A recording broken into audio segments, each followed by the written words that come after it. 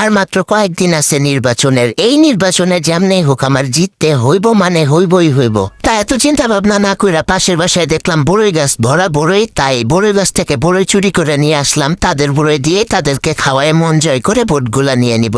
আমি তো সবার মন জয় করতে বসছি। দেখেন এখানে চারিদিকে জনগণ কিভাবে আমাদের ধরে রাখছে। ভোট তো ওরা আমাদের দিবে 100-তে 100। বড়ইগুলো প্রথমে যে হামাদদিস্তান না কি বলে এটাই তো বলে মনে হয়, এটার মধ্যে দিছি। দেখেন বড়ইও দৌড় মারে জনগণদের মতো, ধৈরা আয়না তারপরে নিয়ে এইভাবে কুচুর কুচুর কুচুর কুচুর করে এভাবে সেই চাকারে আলু ভর্তা বানায় দিবেন। মানে বড়ই আশেপাশে তাকায় দেখি এত এত জনগণ কোত্থেকে যে চলে আসতেছে। আমি ভোটে দাঁড়ানোর পরে এত জনগণ দেখি নাই। তা আমার আবার 4G স্পিড বাড়াই দিলাম যাতে ওদের একটু দেখাইতে পারি স্পিড আমার কত।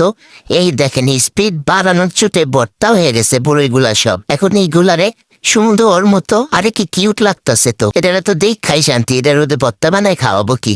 দূর নেত্রীও একই উল্টা পাল্টা কাজ করি। চামচ থাকতে কেন আমি হাত দিয়ে এইসব ধরি। ও মাই গড। যাই হোক ভর্তা তো বানাইতেই হবে, জনগণ যেহেতু দাঁড়ায় আছে, ভোট যেহেতু আমার লাগবে। এই যেহেতু সবাইকে বলছে আমি যোগ্য নেত্রী, ভোটের আগ মুহূর্ত পর্যন্ত তাদের আমার যোগ্যতা তো দেখাইতেই হবে, তাই না? এই দেখেন মোটা মোটা মরিচ গুলা নিয়ে এইভাবে ভাঙবেন, ঠিক মাঝখান থেকে চাপ দিয়ে এইভাবে ভাঙবেন। আর এমন করে এই হামাদদিস্তার মধ্যে জন্য তুই কই যাস, তুই বেটাই দিকায়। তারপরে নিয়ে এই যে 4G স্পেক লাগান। ও মা চোখের মধ্যে যে মরিচের দাগ, মরিচের একটা বিচি চুইটা চলে আসছে। এটা কোনো কথা? বুঝছি এটা যে একা সেচন যাইব না, এটারে চেষ্টা হইব ওই যে ভোট কেন্দ্রে একদল আরেক দলে চুল চিরাচিরি করে না, ওইটার মতো কইরাই ধন্যা পাতা গুলারে ছিঁড়া তারপরে একসাথে এইভাবে স্পিড বাড়ায় একদম সেই মা গো মা, হাতের মধ্যে কত কি যে লাগে। এগুলা কি?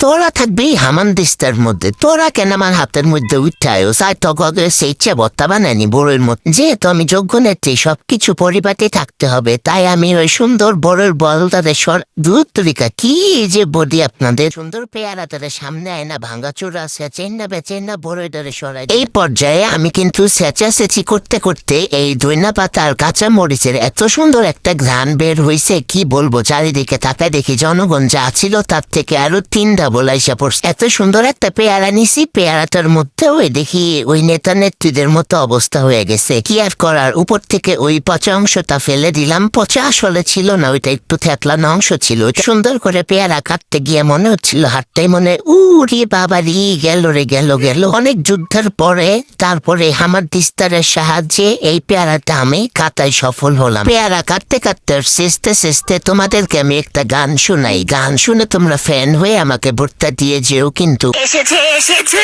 আবার ইলেকশন, জিতবে নৌকা, জিতবে জনগণ, জয় দানে শিস্তারি পালায় ভোট দি।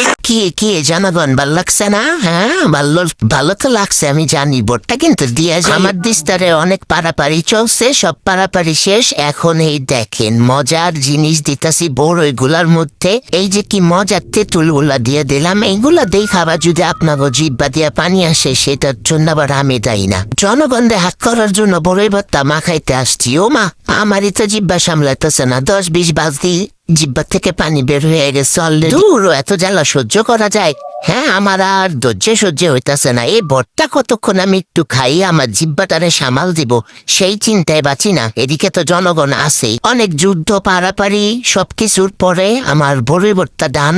এখন আমি সব জনগণকে বিলি করব যাতে ভোটগুলা সত্যি সত্যি আমাকেই তারা দেয় আর এরকম বেশি বেশি করে খাইতে পারে। আর আপনারা যারা এখনো আমার ভোট দেন নাই, জলদি লাইক কমেন্ট শেয়ার করে ভোটটা দিয়ে যাবেন।